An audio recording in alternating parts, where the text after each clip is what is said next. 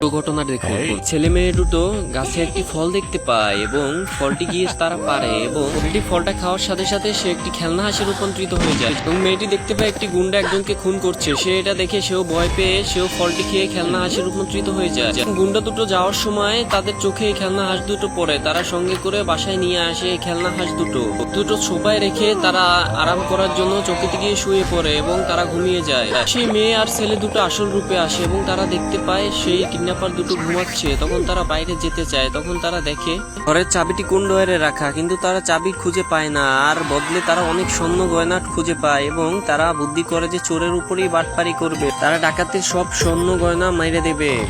যেমন ভাবনা তেমন কাজ, তারা ডাকাতের সব স্বর্ণগয়না নিয়ে বাইরে বেরিয়ে যাচ্ছিল, তখনই তারা রাস্তায় একটি ভিক্ষুককে দেখতে পায় এবং তাদের অনেক দয়া হয়। তারা সব স্বর্ণ গয়না তাকে দিয়ে দেয়। ভিক্ষুকের উপকার করতে পেরে তারা অনেক আনন্দিত হয়। আপনি যদি এই ছবিটিকে ভালোবেসে থাকেন, চ্যানেলটিকে লাইক ও সাবস্ক্রাইব করে যাবেন।